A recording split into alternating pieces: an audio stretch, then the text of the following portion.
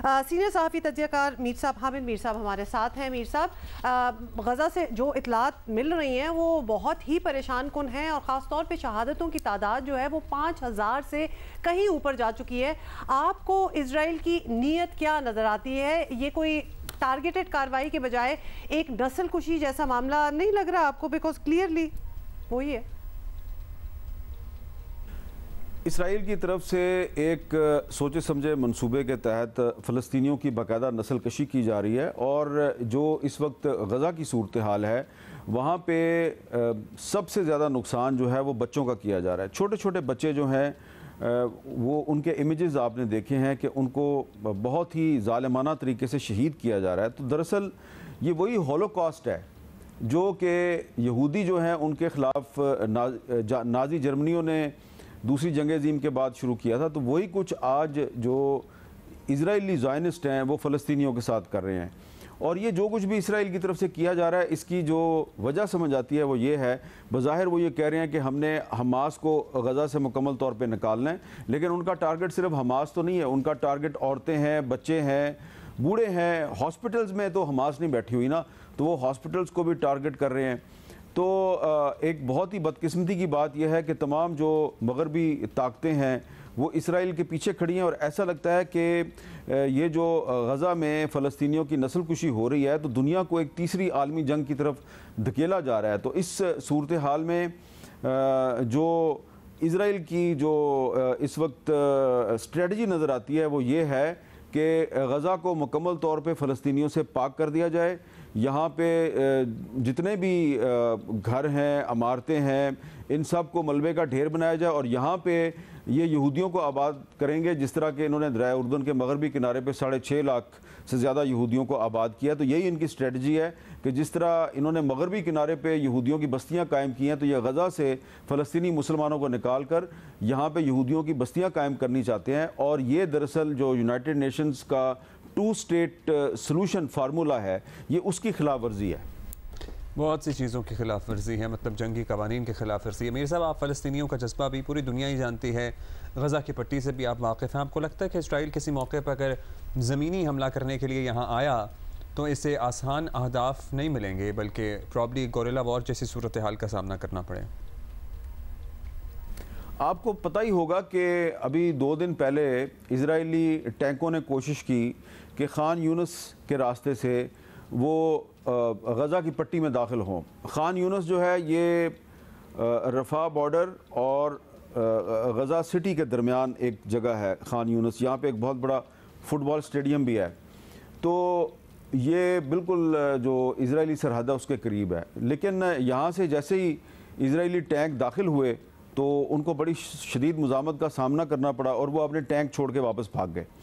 जिसके बाद इजरायली फ़ौज ने रफ़ा की जो बस्ती है बॉर्डर के साथ जो एक छोटा सा टाउन है वहाँ पे भी उन्होंने बमबारी की और बहुत से बच्चों को शहीद किया। तो ये ऐसा लगता है कि इजराइल जो है वो ज़मीनी तौर पे मुकाबला नहीं कर सकता हमास का। उसकी जो ज़मीनी फ़ौज है वो 2-3 दफ़ा कोशिश कर चुकी है गज़ा में दाखिल होने की, उसको शदीद मुज़ामत का सामना करना पड़ता है। लिहाजा वो अपनी जो एयर फोर्स है उसके ज़रिए हमास को मुकम्मल तौर पे तबाह बर्बाद करना चाह रहे हैं और इस हमास के ख़िलाफ़ ऑपरेशन की आड़ में वो फ़लस्तीनियों की नस्ल कुशी कर रहे हैं। लेकिन मुझे लगता है कि जब भी इजरायली फ़ौज गज़ा में दाखिल होगी, उनकी ज़मीनी फ़ौज, उनके टैंक, उनकी बख्तरबंद गाड़ियाँ जब भी दाखिल होंगी उनको शदीद मुज़ाहमत का सामना करना पड़ेगा और इजरायली फ़ौज जो है वो अपने जानी नुकसान से डरते हुए अभी तक बाकायदा ज़मीनी हमले से गुरेज कर रही है। अच्छा मीर साहब, ये भी बताएं कि दुनिया की मुजरिमाना खामोशी का तो बहुत जिक्र हो चुका है और बहुत मातम भी हो चुका है, इस बात पे बड़े आर्टिकल्स भी लिखे गए हैं। अब सवाल ये है कि पाकिस्तान जैसे मुल्क, तुर्की वगैरह क्या करें? हम क्या कर सकते हैं इसराइल का हाथ रोकने के लिए? देखें, chief of the army staff general Asim Munir ने कल पाकिस्तान में जो फ़लस्तीनी सफ़ीर हैं अहमद जवाद, उनके साथ मुलाकात की और उसके बाद जो उन्होंने एक स्टेटमेंट जारी किया है वो बड़ा अहम है। उस स्टेटमेंट में ये कहा गया है कि पाकिस्तान जो है वो 1967 से पहले का जो बॉर्डर है उसकी बुनियाद पर एक आज़ाद और इंडिपेंडेंट फ़लस्तीनी रियासत का क़याम चाहता है।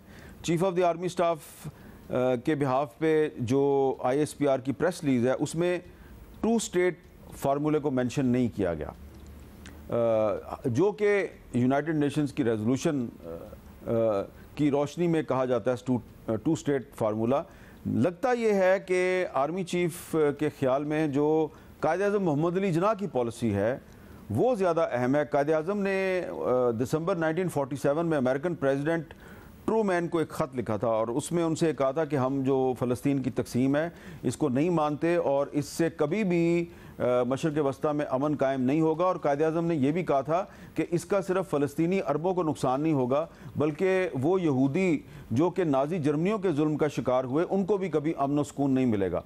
तो इसलिए मैं समझता हूँ कि पाकिस्तान की पोजीशन बड़ी वाज़ेह है। पाकिस्तान फ़लस्तीनियों के साथ खड़ा है, तुर्की भी फ़लस्तीनियों के साथ खड़ा है, ईरान भी फ़लस्तीनियों के साथ खड़ा है।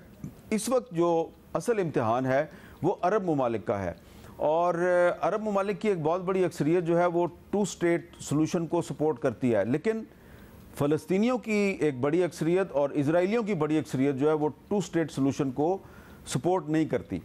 तो इस सूरत हाल में हम सिर्फ यही कर सकते हैं कि हम मिस्र की जो हुकूमत है उससे दरख्वास्त करें कि आप पाकिस्तानी हुकूमत और पाकिस्तान के जो आम लोग हैं उनकी तरफ से फ़लस्तीनी बहन भाइयों की इमदाद के लिए जो सामान भेजने का रास्ता है वो रफ़ा बॉर्डर है और वो सिर्फ मिस्र के ज़रिए आप भेज सकते हैं।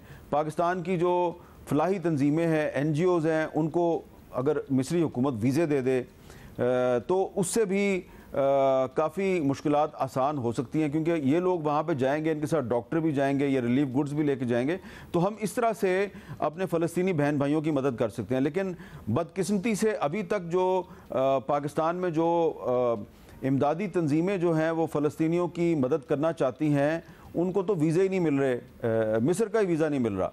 तो इसके लिए जो हमारी हुकूमत है और जो OIC है उसको चाहिए कि मिस्री हुकूमत से दरख्वास्त करे कि इंसानियत के नाम पे, ह्यूमन राइट्स के नाम पे आप सिर्फ इतना कर दें कि हमें इमदादी सामान रफ़ा बॉर्डर तक पहुंचाने की इजाज़त दे दें और जो पाकिस्तानी वहाँ जाना चाहते हैं उनको वीज़े ज़रूर दे दें।